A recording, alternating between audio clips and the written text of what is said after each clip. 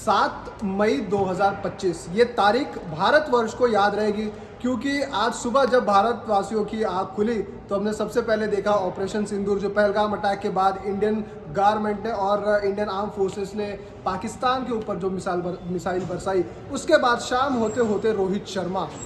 शर्मा भारतीय टीम के पूर्व कप्तान, क्योंकि उन्होंने आज ले दिया टेस्ट फॉर्मेट से रिटायरमेंट। अच्छा, कुछ दिनों पहले से ये खबरें तो चली रही थी कि रोहित शर्मा इंडिया इंग्लैंड खेलने जाएंगे या नहीं, क्योंकि चैंपियंस ट्रॉफी हुई। चैंपियंस ट्रॉफी के पहले से आपको याद होगा 4 जनवरी 2025 जब चैंपियंस ट्रॉफी की टीम अनाउंस होनी थी, उस दिन मुंबई में अजित अगरकर आपके सिलेक्टर और रोहित शर्मा की एक मीटिंग होती है चैंपियंस ट्रॉफी स्क्वाड अनाउंसमेंट की, जो 1.5 घंटा एक मीटिंग चली थी। अगर आपको वो याद होगा, शायद उसमें यही चर्चा हो रही थी कि अगला टेस्ट का आपका कप्तान कौन होगा, अगला ओडीआई का आपका कप्तान कब होगा। उस वक्त जब समीक्षा बैठाई गई थी, उसके बाद ये हुआ था कि रोहित शर्मा अगले कुछ महीनों तक इंडियन टीम के कप्तान रहेंगे। उस वक्त उस ड्यूरेशन में बीसीसीआई और अगर मैनेजमेंट चाहता है तो उनके अंडर किसी अगले दूसरे कप्तान को जो है वो ग्रूम किया जाए। आज 7 मई 2025 को रोहित शर्मा ने शाम होते होते अनाउंसमेंट किया है कि वो अब और टेस्ट फॉर्मेट में नहीं खेलेंगे। अब इसके थोड़े तफसील में अगर हम लोग जाए तो क्या हो सकता है। रोहित शर्मा को ये था कि बीसीसीआई बैक कर रहा था, बीसीसीआई ये चाहता था कि एज ए कैप्टन और एज ए खिलाड़ी वो इंग्लैंड दौरे पर जाए। लेकिन दूसरी तरफ सिलेक्टर्स, जो आपके अजित अगरकर चीफ सिलेक्टर है, वो ये चाहते थे कि अगर वो एज ए खिलाड़ी जा सकते हैं तो वो अगर उनको जाना है तो वो जा सकते हैं, लेकिन एज ए कैप्टन शायद, क्योंकि अगली साइकिल आपकी वर्ल्ड टेस्ट चैंपियनशिप की शुरू हो रही है, तो वो ऐसे में ये चाहते थे कि एज ए कैप्टन कोई नया कप्तान जो है वो इस साइकिल में आपको दिखे। अब इस श्रेणी में कौन कौन आता है, कौन हो सकता है रोहित शर्मा का एज ए कैप्टन रिप्लेसमेंट? क्या शुभमन गिल होंगे? शुभमन गिल का नाम चल रहा था, वाइस कैप्टन बनाया गया था by the way champions trophy में, अगर आपको याद हो। हार्दिक पांड्या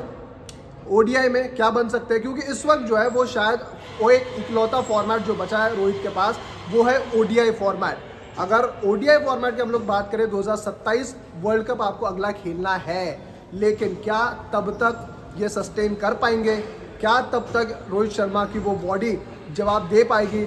इन सारे सवालों के उसमें एक ये बात निकल कर आई कि जो इंडिया इंग्लैंड अगले महीने जो सीरीज़ होनी है, शायद वहाँ पर वो खेलते हुए नजर नहीं आए, क्योंकि शायद ये था कि सिलेक्टर्स ये चाहते कि एज ए प्लेयर आप वहाँ पर जाए, 1-2 मैचेस आप खेले, अगर अच्छा करते तो ठीक है, वरना जो अश्विन के साथ हुआ वो शायद रोहित शर्मा के साथ हो सकता था। अब इन कयासों के बीच में एक अच्छी बात है ना, बड़ा खिलाड़ी यही चाहता है कि यार मुझे निकालने से अच्छा है मैं खुद ही टाटा बाय बाय कर देता हूँ। शायद रोहित शर्मा ने वही कर दिया। आज रिटायरमेंट अनाउंस करके एक बात रोहित शर्मा ने ये बता दी कि शायद जो र्यूमर्स चल रहे थे कि रोहित खेलेंगे नहीं खेलेंगे, आपको याद भी होगा एक पॉडकास्ट उन्होंने किया था, उस पॉडकास्ट में उन्होंने ये कहा कि मैं किस तरीके से टीम इंडिया को इंग्लैंड में लीड करना चाहता हूँ, किन बॉलिंग अटैक के साथ जो है वो मैं जाना चाहता हूँ, वो सारी इच्छाएं उन्होंने वहाँ पर दर्शाई थी। लेकिन ये चीज़ें तो चल रही थी, ये बातें भी चल रही थी कि क्या रोहित शर्मा जाएंगे नहीं जाएंगे, और इसमें एक फैक्टर भी है कि उनकी एज 38 की उनकी एज है इस वक्त, और जब तक वो खेलेंगे अगला साइकिल जो वर्ल्ड टेस्ट चैंपियनशिप का आपका होगा वो 41 के हो जाएंगे। 41 की एज में गौतम गंभीर ने, आपको याद होगा, कल एक इंटरव्यू दिया, उसमें ये कहा है कि यार अगर 41 हो 45 हो, एज मैटर नहीं करता अगर वो अच्छा कर रहे हैं। लेकिन ये बात भी फैक्ट है कि बॉर्डर गावस्कर ट्रॉफी जो गई है इंडिया की,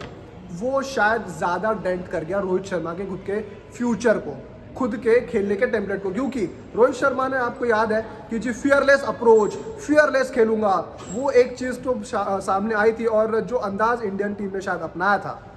उसके बाद ये हुआ जब हमने बात भी करी थी कि वो फॉर्मेट या फिर वो खेलने का तरीका सबसे ज़्यादा कॉस्ट करेगा रोहित शर्मा के करियर को, क्योंकि जिस तरीके से वो खेलते थे शायद वो टेस्ट फॉर्मेट में भी उसी तरीके से कंटिन्यू कर रहे थे, जो शायद टेस्ट फॉर्मेट खेलने का एक अलग तरीका होता है, वो उसमें शायद लैकिंग हो रही थी। तो बहरहाल इस वक्त की खबर ये है कि रोहित शर्मा ने रिटायरमेंट अपनी अनाउंस कर दिया टेस्ट फॉर्मेट से, और कहीं ना कहीं एक युग का अंत हुआ है। टेस्ट फॉर्मेट कुछ साल पहले उन्होंने खेलना शुरू किया था, आपको अगर याद होगा 2013 उन्होंने पहला मुकाबला खेला था सचिन तेंदुलकर की, जो आपको याद होगा